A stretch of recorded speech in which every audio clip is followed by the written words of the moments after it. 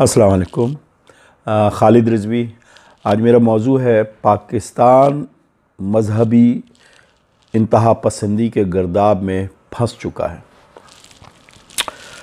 और मैं शुरू करता हूँ सियालकोट के वाक़े से, जिसमें परियांथा कुमारा जो एक श्रीलंकन था और उसको एक मॉब की शक्ल में उसको तशद्दुद अज़ियत दे देकर उसको जलाकर भस्म कर दिया।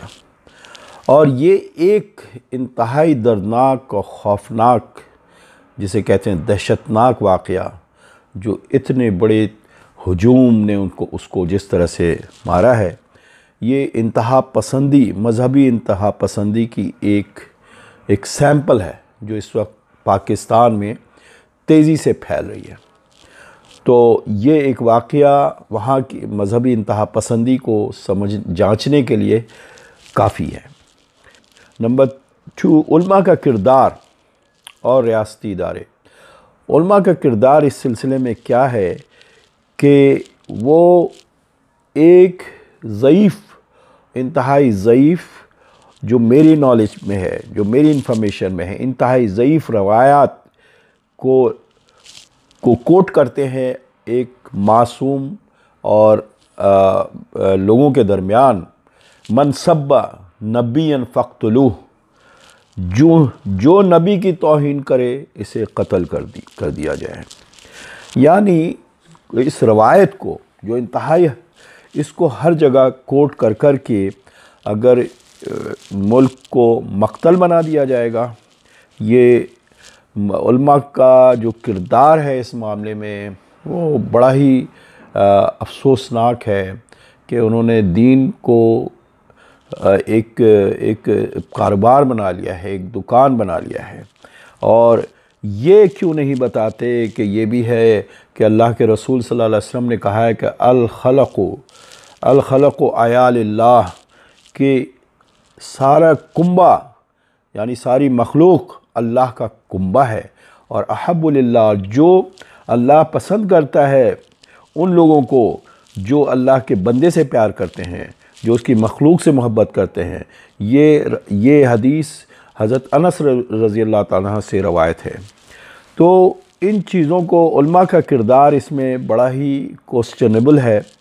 और साथ साथ हम देखते हैं कि सारे वाक़े के अंदर हमारे रियासती इदारे भी इस तरह के मज़हब कार्ड को, जो कि जस्टिस फ़ाइज़ ईसा के जो उन्होंने रिपोर्ट की थी, कोर्ट ऑर्डर जो उन्होंने इशू किया था कोर्ट में, जिसके ऊपर इस हुकूमत ने रेफरेंस कर दिया, उनको हार्ड टाइम दिया गया कि फैज़ाबाद के धरने में जो इस तंजीम यानी TLP को सपोर्ट किया गया और रियासती इदारे भी इसमें इन्वॉल्व हुए।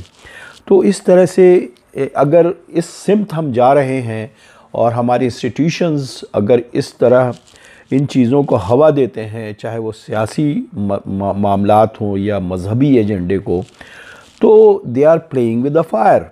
तो मकसद ये आग से खेलने के मुतरादिफ है। तो ये अब नंबर 4, क्या माशरा इस वक्त मदीनतुन नबी सल्लल्लाहु अलैहि वसल्लम के माशरे की अक्कासी करता है?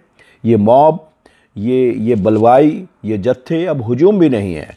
इस कौम को तो अब हुजूम से भी आगे बढ़ गया है। पहले तो हम कहते थे कौम है या हुजूम है, ये हुजूम भी नहीं है, अब बलवाई हो गए, जत्थे हो गए, जो किसी एक इंसान के ऊपर हमला करके तशद्दुद करके उसको गुस्ताख़ रसूल सल्लल्लाहु अलैहि वसल्लम का लेबल लगा के कत्ल करते हैं और मारते हैं। तो ये क्या किसी तरह से भी अल्लाह के रसूल सल्लल्लाहु अलैहि वसल्लम के मदीनतुन नबी सल्लल्लाहु अलैहि वसल्लम के माशरे की कोई अक्कासी करता है? तो हम ये कहते हैं कि ये जो मंज़र है ये उससे कोई बहुत मुख्तलिफ नहीं है जो हिंदुस्तान में इस वक्त RSS और बजरंग दल वाले मुसलमानों का जेनोसाइड करते हैं और वहाँ मसाजिद, बाबरी मस्जिद से लेकर अब दूसरी मस्जिदों को भी मुनहदिम करते हैं। तो ये कोई ज़्यादा मुख्तलिफ नहीं है। वही जुनूनी कैफियत हमारे अंदर भी आहिस्ता आहिस्ता पैदा होती जा रही है, इस कौम के अंदर भी। हम चौथे नंबर पे आते हैं कि अब वो लोग जो कि बैरून मुल्क रहते हैं, जो मगरिब में रहते हैं, जो अक़लियत में रहते हैं, उनकी क्या पोजीशन होगी, वो कितनी एम्ब्रेसमेंट में इस वक्त होंगे, और इस्लामोफोबिया जो है इससे और ज़्यादा बढ़ेगा। तो ये भी नुकसान है। अब हम बताते हैं कि अल्लाह के रसूल सल्लल्लाहु अलैहि वसल्लम को जो उन्होंने अब्दुल्ला बिन उब्बी जो कि मुनाफिकों का सरदार था, उसको कभी आज तक सहाबा को नहीं कहा कि इसको कत्ल कर दो। मुनाफिकों का सरदार मैं कह रहा हूँ अब्दुल्ला बिन उब्बी, उसकी नमाज जनाजा तक पढ़ाई अल्लाह के रसूल सल्लल्लाहु अलैहि वसल्लम ने। तो ये हुज़ूर सल्लल्लाहु अलैहि वसल्लम की सीरत तैयबा है। उसके अलावा आप ये देखें कि कुरान क्या कहता है कि अल्लाह के रसूल सल्लल्लाहु अलैहि वसल्लम के मुतालिक कि एक जगह सूरह हुजरात में कहा जाता है, अल्लाह ताला कहते हैं इन्ना कफ़ैनाका अलमुस्तहज़ीन, हम काफ़ी हैं इन मजाक उड़ाने वालों के लिए, तुम्हारे लिए हम इनके लिए काफ़ी हैं। अल्लाह ताला कहते हैं, जिस तरह कुरान की हिफाजत अल्लाह ताला करते हैं, इसी तरह अल्लाह रसूल सल्लल्लाहु अलैहि वसल्लम के इस्तेहज़ा उड़ाने वालों के लिए भी काफ़ी हैं वो। तो एक तरफ कुरान में अल्लाह ताला ये फरमाते हैं, फिर दूसरी जगह एक आयत में कहते हैं वरफ़अना लका ज़िक्रक, और हमने तुम्हारा नाम जो है यानी अल्लाह के रसूल सल्लल्लाहु अलैहि वसल्लम का नाम बुलंद कर दिया। जब अल्लाह ताला रसूल सल्लल्लाहु अलैहि वसल्लम के नाम को बुलंद कर दे तो कौन इस बुलंदी से रोक सकता है। और हम कौन होते हैं जो इस दुनिया में सबका फ़ैसला करें। ये रोज़े महशर फ़ैसला होगा, इसका अल्लाह ताला इस सबका फ़ैसला करेंगे। तो अफसोस की बात यह है कि माशरा न जाने किस तरफ जा रहा है कि हम जो है दूसरे के दीन की फ़िक्र करते हैं, हम खुद दुनिया में लगे होते हैं और दूसरे के दीन की फ़िक्र कर रहे हैं।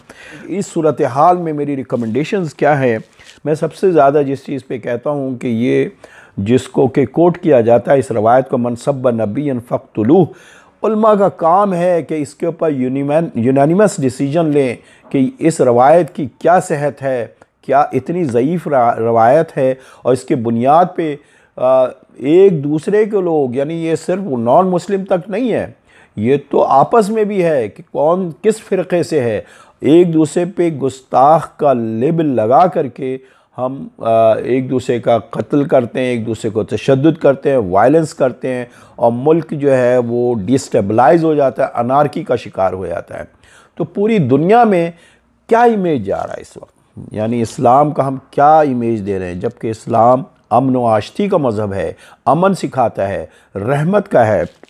यानी हम पढ़ते हैं सूरह फातिहा में वो रब्बुल आलमीन है, अल्लाह के रसूल सल्लल्लाहु अलैहि वसल्लम रहमतुल लिल आलमीन है। दूसरा नंबर 2 पे रिकमेंडेशन में गुस्ताख का लेबल लगाने के बजाय हमें चाहिए कि हुज़ूर सल्लल्लाहु अलैहि वसल्लम की इत्तबा करें, पैरवी करें, झूठ बोलना छोड़ दें, मिलावट करना छोड़ दें, रुश्वत देना छोड़ दें, रुश्वत लेना छोड़ दें। क़द अफ़लह मन तज़क्का, अपने नफ्स का तज़किया करें, अपने रूह की पाकीज़ा करें रूह को, और एक दूसरे के ख़िलाफ़ यानी हसद करना, गुस्सा करना, इन सारी बुराइयों से, और सही मानों में सादिक़ और अमीन जो अल्लाह के रसूल सल्लल्लाहु अलैहि वसल्लम थे, जिसके लिए कहते हैं लक़द कान लकुम रसूलुल्लाहि उस्वतुन हसना, उनके उसवे हसना पे अमल करने की तौफ़ीक़ अता फ़रमाए, बजाय इसके हम लोगों को गुस्ताख का नारा बुलंद कर के कत्ल करते चले जाएं, मारते चले जाएं, वायलेंस पैदा करें